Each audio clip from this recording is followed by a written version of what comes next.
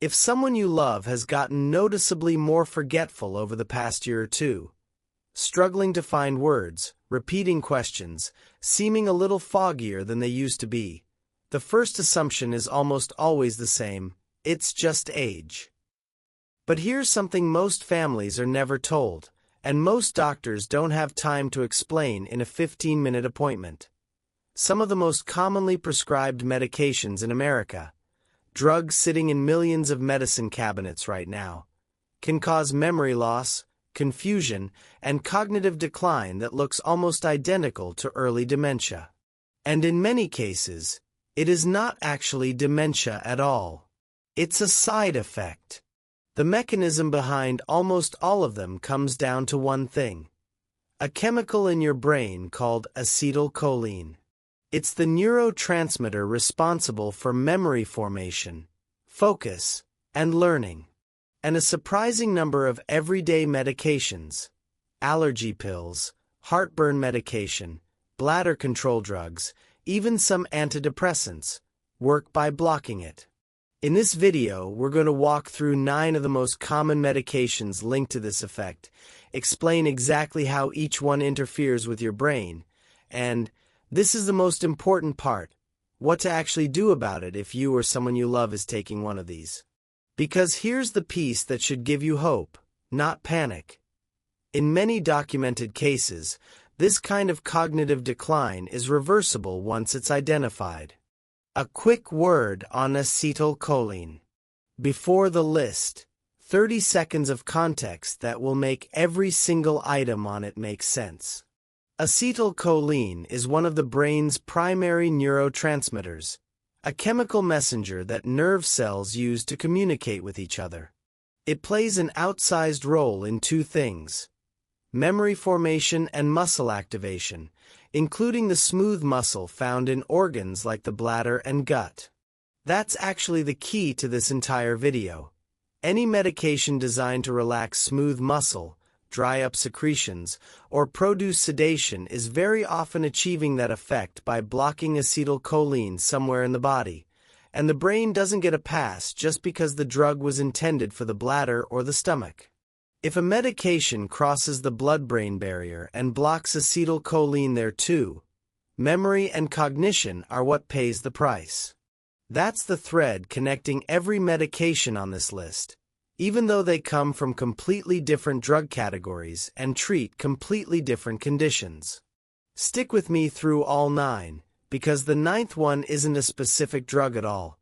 It's a pattern that quietly doubles the risk, and almost nobody talks about it. And one more thing before we start.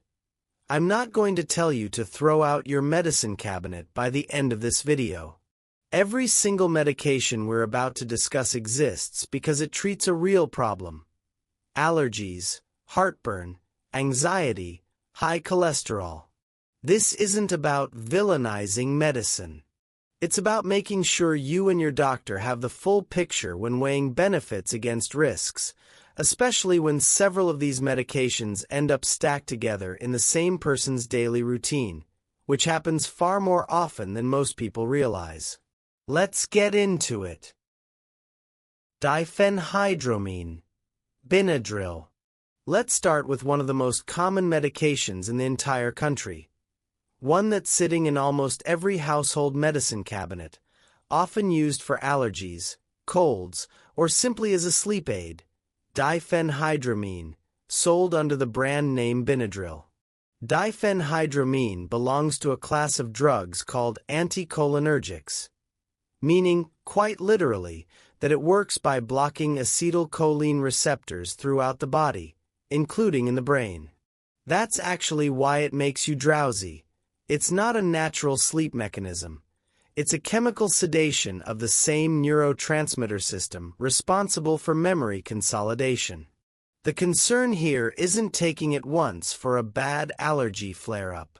The concern is regular nightly use, which is extremely common among older adults who've quietly adopted it as a sleep aid for years, sometimes decades, often without ever mentioning it to their doctor because it's just an over-the-counter allergy pill. Research has associated long-term, frequent anticholinergic use, diphenhydramine included, with a measurably higher risk of cognitive decline in older adults.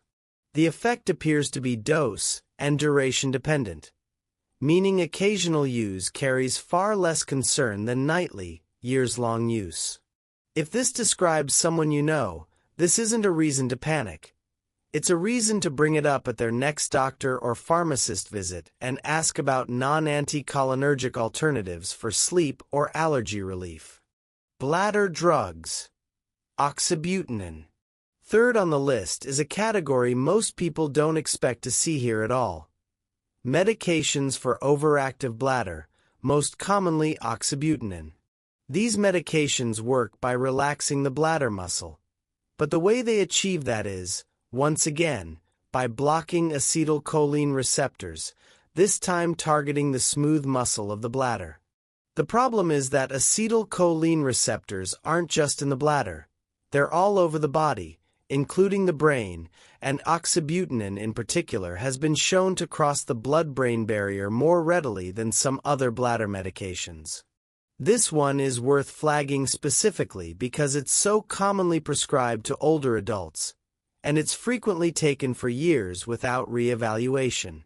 Overactive bladder is uncomfortable and disruptive, so it makes sense that people stay on an effective treatment.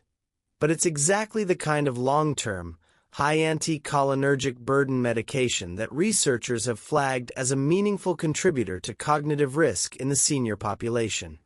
The good news: there are newer classes of overactive bladder medications, like mirabegron, that work through a completely different, non-anticholinergic mechanism. If you or a loved one has been on oxybutynin long-term, that's a very reasonable thing to bring up with a doctor. Number 4. Statins. Zocor, Lipitor. Statins are next, and I want to be careful with how we frame this one, because statins are genuinely important, well-studied medications that prevent heart attacks and strokes for millions of people. This is not a "stop taking your statin" video. What the research shows is more nuanced. Some statins, particularly the more fat-soluble ones, are able to cross into brain tissue more readily than others. In a subset of patients, this has been associated with reported cognitive side effects like brain fog or memory complaints. Importantly, this appears to affect a relatively small percentage of users, and the research overall remains mixed, with large studies showing statins are not associated with dementia risk at the population level. But individual sensitivity clearly varies. The practical takeaway here isn't fear, it's awareness. If someone starts a statin and notices new memory or concentration issues that weren't there before, that's worth reporting to their doctor. Sometimes switching to a different statin, or adjusting the dose, resolves the issue entirely, while the cardiovascular protection is maintained through an alternative approach. It's also worth noting the timing pattern researchers look for. Cognitive side effects tied to a statin tend to appear relatively soon after starting the medication or increasing the dose, and in documented cases, they often improve within weeks of switching to a different statin. That timing pattern is actually a useful clue. Memory issues that show up gradually over years look very different, clinically, from a cognitive change that started right around the time a new prescription began. Number 5. Benzodiazepines. Ativan, Valium, Xanax. Now we get to one of the more well-documented categories on this list. Benzodiazepines, medications like Ativan, Valium, and Xanax, commonly prescribed for anxiety, panic disorders, and sleep. Unlike the anticholinergic mechanism we've discussed so far, benzodiazepines work on a different brain chemical system entirely, the GABA system, but the end result for cognitive function can look similar, a kind of chemical sedation of the brain's normal processing and memory functions. With short-term use, a few days to a couple of weeks, this effect is typically temporary and resolves once the medication clears the system. The concern research has consistently flagged is long-term, regular use, particularly in older adults, where benzodiazepines have been associated with an increased risk of falls, confusion, and in multiple large studies, a higher risk of dementia diagnosis with cumulative years of use. This is a category where abrupt discontinuation can actually be dangerous.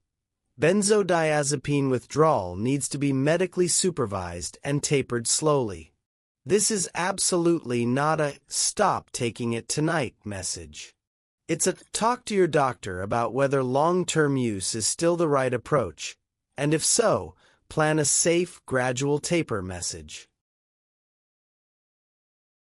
Number 6. Amitriptyline, Elavil. Sixth on our list is amitriptyline, sold under the brand name Elavil, an older generation antidepressant that's still commonly prescribed today, though usually now for nerve pain, migraine prevention, or sleep rather than depression itself. Amitriptyline belongs to a class called tricyclic antidepressants, and among all the medications in that class, it carries one of the highest anticholinergic burdens of any drug in common use. It blocks acetylcholine receptors strongly enough that even short-term use can cause noticeable dry mouth, constipation, and drowsiness, all classic signs of anticholinergic effect, and long-term use has been repeatedly associated with cognitive decline risk in the research literature, more so than almost any other drug on this list. Because it's often prescribed for chronic conditions like long-term nerve pain, patients can end up on it for years without anyone revisiting whether a lower anticholinergic alternative might now be available and appropriate for their situation. Number 7. Paroxetine, Paxil. Seventh is paroxetine, brand name Paxil, and this one often surprises people because it belongs to the SSRI class of antidepressants, which are generally considered to have a much lower anticholinergic burden than older antidepressants like amitriptyline. Paroxetine is the exception within its own class. Of all the commonly prescribed SSRIs, it has the strongest anticholinergic activity by a meaningful margin, which is why several studies specifically evaluating anticholinergic burden and dementia risk have flagged paroxetine differently from other SSRIs like sertraline or escitalopram, which carry far less of this particular risk. This distinction matters because someone might assume that since they're on just an SSRI, they're not dealing with anticholinergic concerns at all, when the specific SSRI they're on may tell a different story. Number 8. Antipsychotics, Seroquel, Risperdal. Eighth on this list is a category that comes with an important and difficult layer of nuance. Antipsychotic medications, including drugs like Seroquel and Risperdal. These medications are FDA approved for conditions like schizophrenia and bipolar disorder. But in practice, they are also frequently used off-label in nursing homes and memory care settings to manage agitation, aggression, or restlessness in patients who already have dementia, a use that has drawn significant scrutiny from geriatric researchers and even carries an FDA black box warning specifically about increased risk of death in elderly dementia patients when used this way. Beyond that black box warning, research has also linked antipsychotic use in older adults to accelerated cognitive decline, even independent of the underlying condition being treated. This creates a genuinely difficult situation for families. Sometimes agitation is severe enough that short-term antipsychotic use is the least bad clinical option available. But it should never be a default, long-term, unreviewed solution. And any family navigating this with a loved one deserves to know that alternative approaches and regular reassessment of whether the medication is still necessary should always be part of the conversation. If you have a family member in a memory care facility currently on one of these medications, it is completely reasonable and encouraged by geriatric specialists to ask directly at the next care plan meeting, "Is this medication still necessary?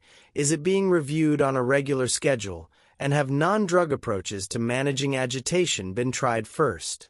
These are standard questions that any good care team should welcome, not resist. Anticholinergic polypharmacy, the most dangerous factor. And now we get to the ninth and most important item on this list. And it isn't a single drug at all. It's a pattern called anticholinergic polypharmacy, taking multiple anticholinergic medications at the same time. Here's why this matters so much. Everything we've discussed so far, Benadryl, oxybutynin, amitriptyline, paroxetine, these effects aren't just additive, they compound. Researchers use a measurement called the Anticholinergic Cognitive Burden Scale, or ACB score, to quantify this. A person taking one moderately anticholinergic drug might have a manageable individual risk.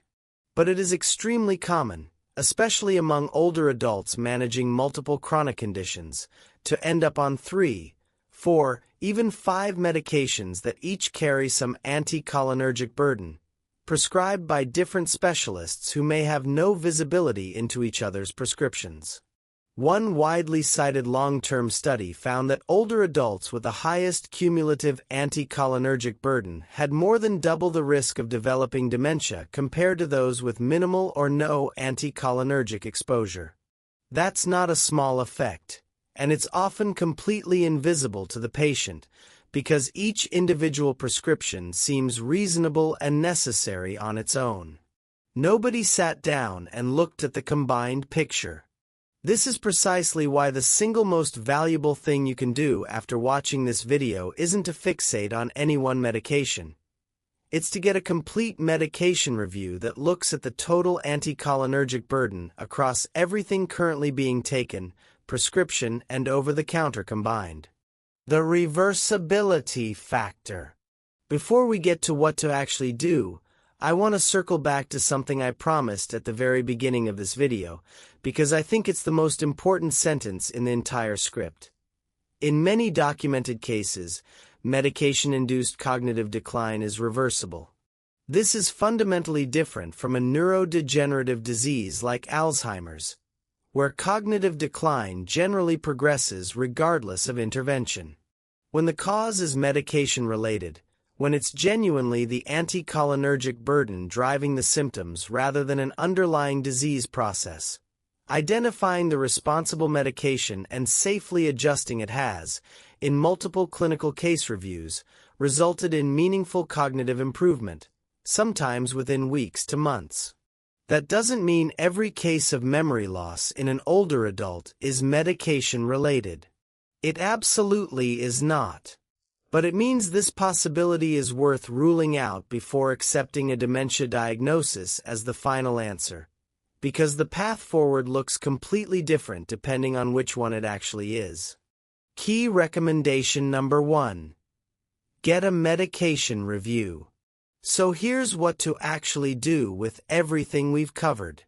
If you or someone you love is over 60 and taking any combination of the medications discussed in this video, the single most valuable next step is a comprehensive medication review with either your doctor or, often even more thoroughly, your pharmacist.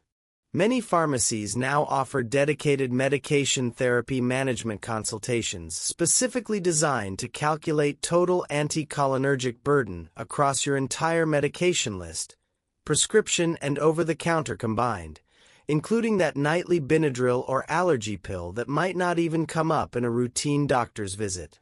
Bring an actual list, every prescription, every supplement, every over-the-counter product taken regularly. That complete picture is what makes this review meaningful. Key recommendation number 2. Safe transitions. Never abrupt stops.